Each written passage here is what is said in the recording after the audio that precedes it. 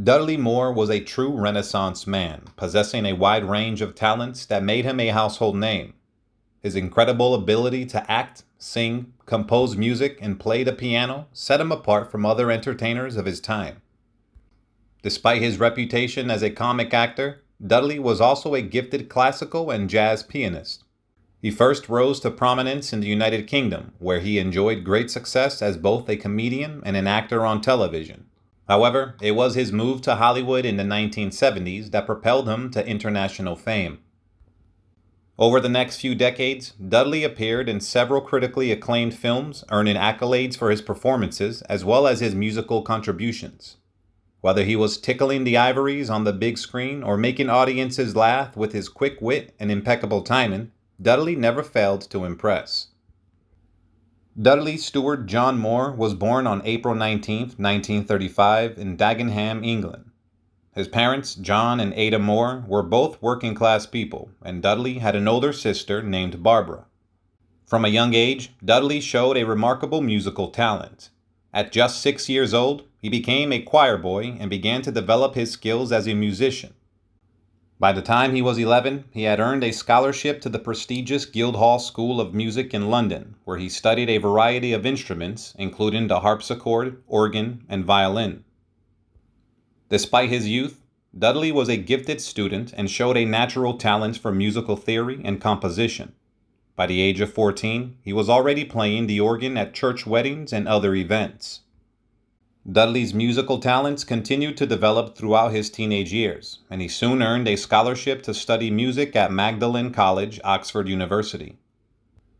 After graduating from Oxford University in 1958, Dudley Moore quickly established himself as a talented jazz pianist. He began performing in clubs and bars around London, earning a reputation for his virtuosity and his ability to improvise on the piano. However, Dudley's life took an unexpected turn when he was offered a role in the satirical comedy Beyond the Fringe. The show, which also featured Peter Cook, Jonathan Miller, and Alan Bennett, quickly became a sensation in both the United States and Britain. In 1962, the show moved to the John Golden Theater in New York, with its original cast intact. Even President John F. Kennedy was a fan and attended a performance in February of 1963.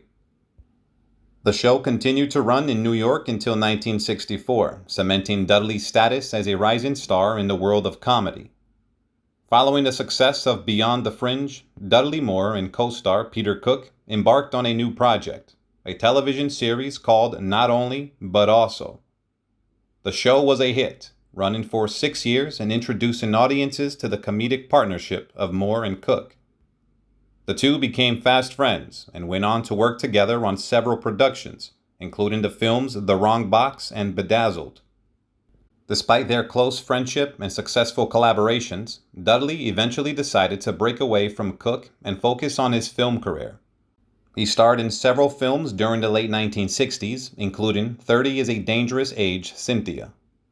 His performances were well received, and he quickly became known as one of the most talented actors of his generation. During this time, Dudley also experienced personal ups and downs. In 1968, he married actress Susie Kendall, but the two ultimately divorced in 1972. In 1975, he married actress Tuesday Weld, and the couple had a son, Patrick. However, they divorced in 1980. During this time, Moore's film career began to take off. He starred in the successful movie 10 in 1979 alongside Bo Derek.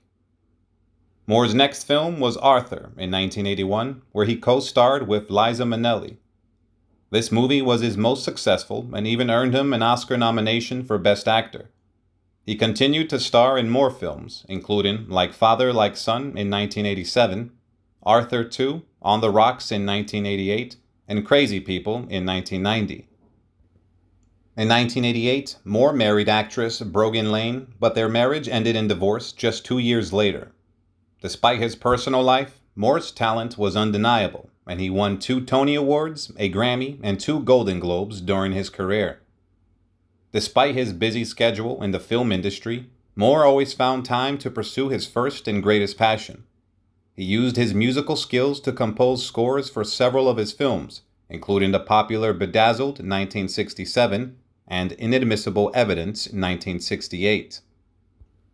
In 1994, Moore married Nicole Rothschild, and the couple welcomed a son named Nicholas Anthony. However, the marriage ended in divorce just 4 years later in 1998.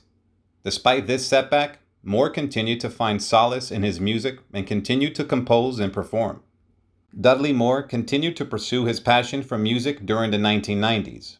He performed at numerous Carnegie Hall benefits for the charitable organization Music for All Seasons and toured with his longtime musical partner and friend Rena Fruchter. Moore also shared his passion for music in other ways. He served as the founding advisory board president of Music for All Seasons, an organization dedicated to bringing music to those who, for reasons such as health or economic status, cannot attend concerts. In June 2001, he was recognized for his contributions to film and theater with the Commander of the Order of the British Empire Award. Despite declining health, he traveled to Buckingham Palace to receive the honor. Unfortunately, in his final years, Moore suffered from a rare Parkinson's-like illness that slowly robbed him of his mobility, speech, and musical ability. He relied on his piano more than ever during this difficult time, but even that was taken from him as his condition worsened. In late March, Moore succumbed to pneumonia, which was a complication of his illness. He had been struggling with a brain disorder called supranuclear palsy, which caused his brain to deteriorate rapidly. Dudley Moore spent his final days in his 3-bedroom home in Plainfield, New Jersey, where he was cared for by his close friend and caregiver, concert pianist Rena Fruchter.